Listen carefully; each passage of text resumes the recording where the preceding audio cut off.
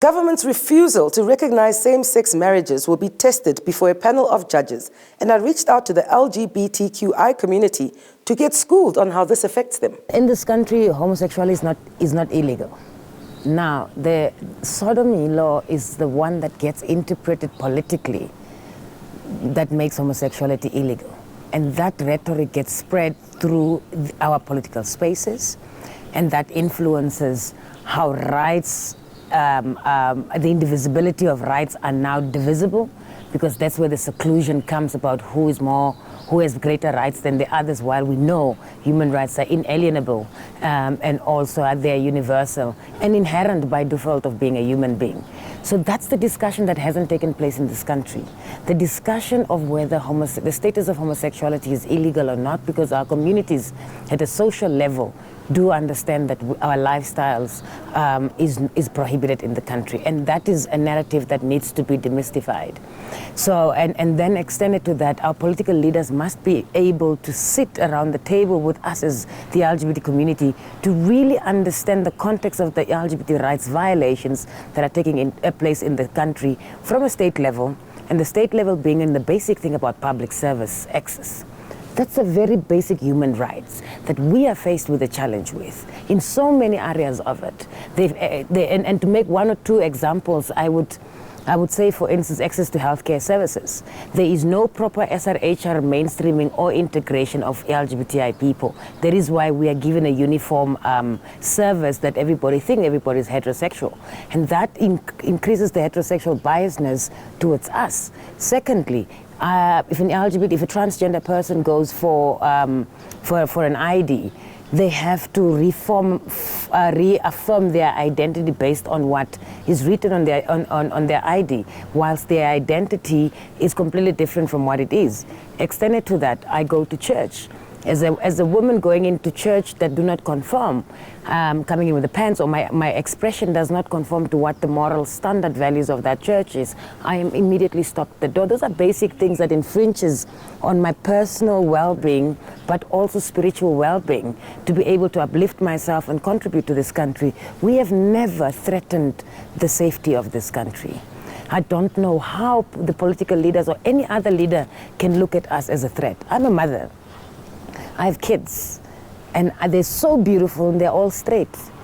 It's not contagious to be gay. There's no way I can spread it down to my kids.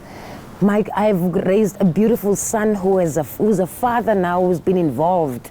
Now, what does that make me? Does that make me less of a child of this country? Does that make me less of a mother towards this child? And I think that's the basic story of mine that is not heard. What people see out there is an activist apparently rowing and calling this country to order for rights. But I don't need to come and force rights upon people, and there's no special rights I'm asking. I'm just saying, as a Namibian lesbian woman, I am here.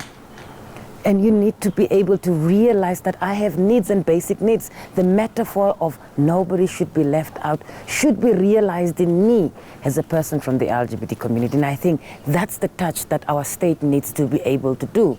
And I can acknowledge that in the past 2.5 years, that there's been great political change in the country in terms of leadership willing to open up, to just have that conversation and say why and what is going on.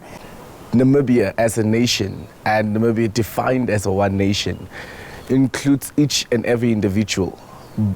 It's an inherent right that we have by being Namibians, the right to be able to be loved, the right to be able to have children, the right to be able to have your companion. So I believe that I do understand where we are coming from culturally, traditionally, and also the religious landscape that we have, but also the definition of where we stand as persons, as LGBTIQ persons, is not to say we are unmoral, we are unnatural. It's to say we simply just love a different person, which does not make me different from who I am, different from a man that I am, different from a Namibian man, an African man that I am, with cultural values, traditions, religious as well. So I am still the same person. I still have any and every value.